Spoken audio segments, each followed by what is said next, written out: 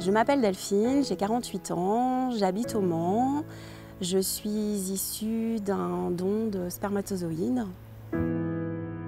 Approximativement 7 ans, parce que j'ai du mal à me rappeler de l'âge. Mes parents étaient dans la cuisine et je les ai entendus dire « elle a l'âge, ça serait bien qu'on lui dise la vérité ». Après, j'ai retenu que ça.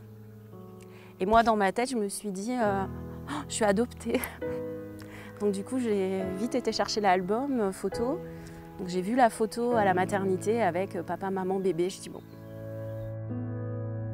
Suite au décès de mes parents, j'ai dû donc vider leur maison et je me suis rendu compte que je cherchais une preuve, en fait, quelque chose lié à ma naissance. Quand je me posais toutes ces questions, ma tante me contacte.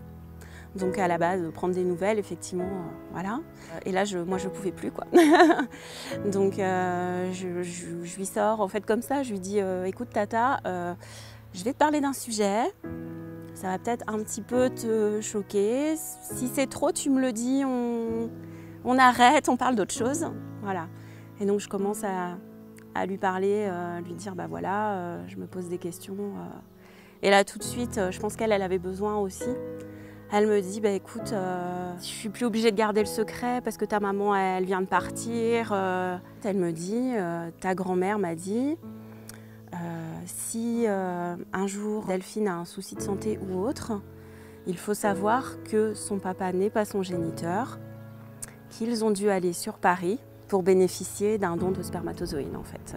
Ma grand-mère a dit ça en 92 à ma tante, qui a gardé le secret elle-même jusqu'en 2021. Super fière d'eux, en fait, parce que je me dis, donc je suis née en 74, donc ça veut dire qu'en 73, ils sont quand même montés de leur province.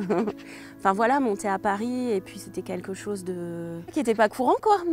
Donc moi je suis fière, en fait. Je suis fière de leur parcours, je suis fière d'eux, j'aurais aimé pouvoir leur dire. J'adore échanger, en fait, avec des couples qui vont bénéficier d'un don ou qui ont bénéficié d'un don. Parce qu'en fait, j'ai l'impression que moi, c'est pas que j'ai une mission, c'est pas ça, mais j'ai vraiment envie de leur faire passer le message, de parler, si possible, même avant la naissance, en fait. L'autre fois, je voyais un couple, en fait, dans un album photo. Ils n'ont pas commencé les photos à la naissance, en fait, du bébé. Ils ont commencé les photos avant. Donc la petite photo de papa-maman pour les examens, papa-maman le jour du don.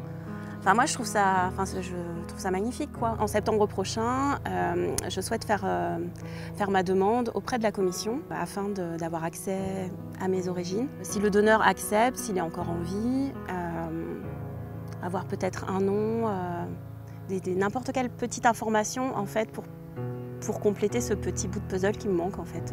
Pour les futurs donneurs, futures donneuses, c'est pareil, les rassurer, parce qu'on ne cherche pas un papa ou une maman ou un parent.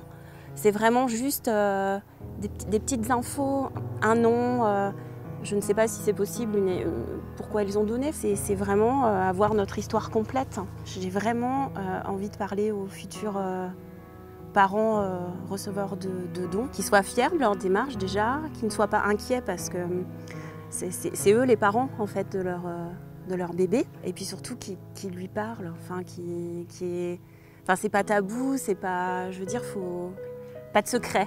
Et puis pour ceux qui n'ont pas encore parlé et qui hésitent, mais parlez à vos enfants, c'est vos enfants, ce sera toujours vos enfants, mais pour leur construction, c'est tellement important qu'ils aient tous les éléments, quoi.